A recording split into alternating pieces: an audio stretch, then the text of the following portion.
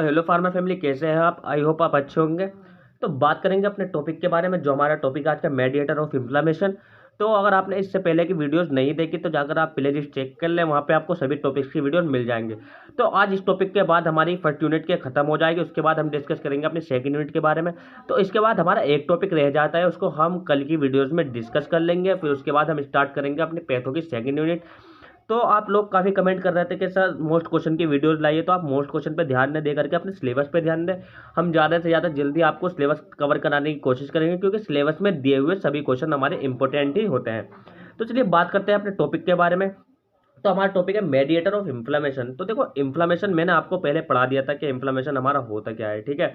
तो during inflammation WBC cell like neutrophil, basophil, eosinophil and macrophage migrate toward the inflammatory site.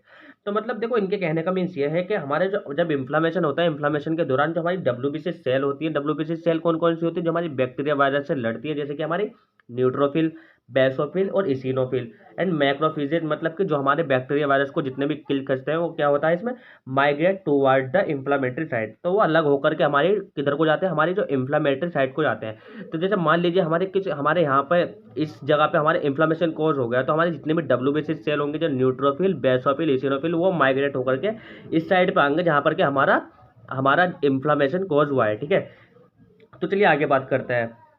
And they release lots of chemical which cause inflammation. और वो क्या करेंगे? वो हमारी जो सेल्स आएंगी वो क्या करेंगे? वो बहुत सारा क्या हमारा केमिकल रिलीज करेंगी।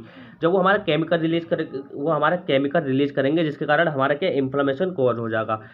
तो जो हमारा केमिकल जो रिलीज होगा, जो रिलीज केमिकल होगा, उसी को बोलते हैं हम इन्फ्लामेटरी मेडिएटर। कहने का मीन्स ये है, हमारे इन्फ्लेमेशन के दौरान जो हमारी WBC सेल होती है, जैसे हमारी neutrophil, basophil, eosinophil and macrophages migrate toward the inflammatory side. तो ये हमारे माइग्रेट होकर जो चले जाते हैं वो इन्फ्लेमेटरी साइड की ओर चले जाते हैं, और क्या होता है? हमारा बहुत सारा केमिकल रिलीज होता है।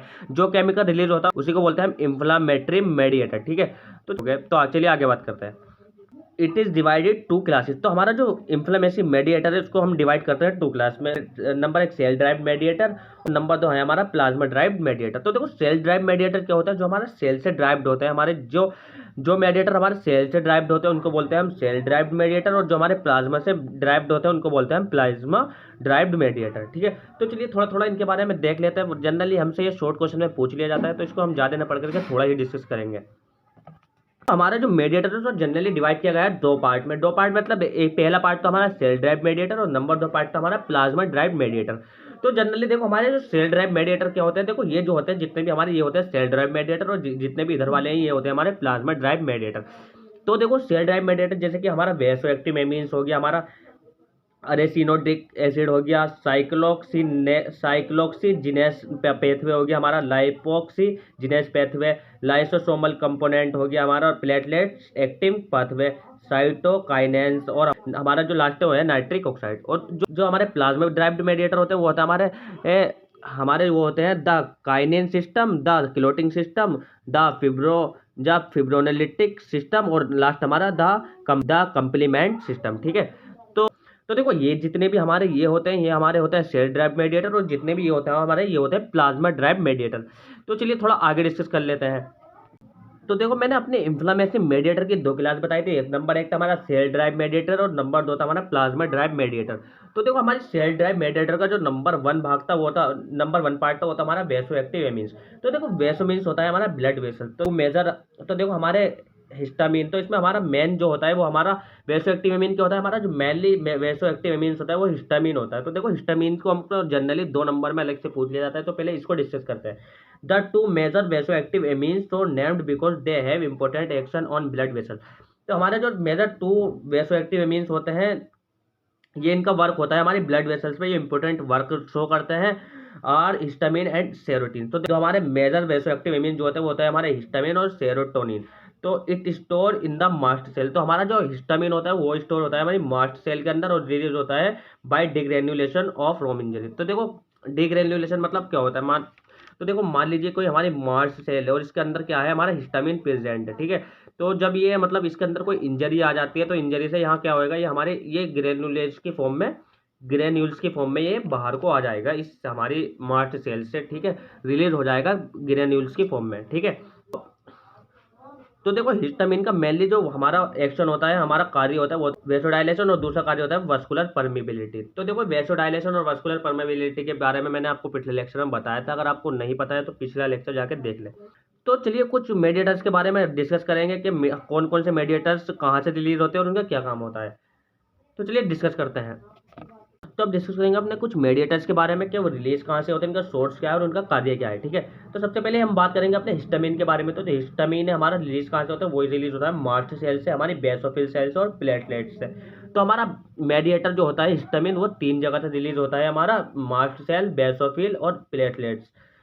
और इनका देखो इनका कार्य क्या होता है, इनका कार्य होता है vasodilation, endothelial activation, increase vascular permeability. ठीक है, अब बात करते हैं नंबर 2 की। तो नंबर 2 है हमारा प्रोस्टेग्लैंडिन। तो नंबर 2 है हमारा प्रोस्टेग्लैंडिन। तो देखो प्रोस्टेग्लैंडिन क्या होता है यहाँ पे, ये भी रिलीज होता है हमारा मास्ट सेल से और ल्यूकोसाइट से, और इसका काम जो होता है वो होता है वेसोडाइलेशन, पेन और फीवर के अंदर। ठीक है, और नंबर 3 की बात करते हो तो नंबर 3 होता है हमारा ल्यूकोट्राइंस। तो ल्यूकोट्राइंस कहाँ से रिलीज होता है, ये भी रिलीज होता है मास्ट सेल से और ल्यूकोसाइट से, और इसका काम होता है इंक्रीज वस्कुलर परमिबिलिटी और केमोटैक्सिस। अब बात करते हैं नेक्स्ट की।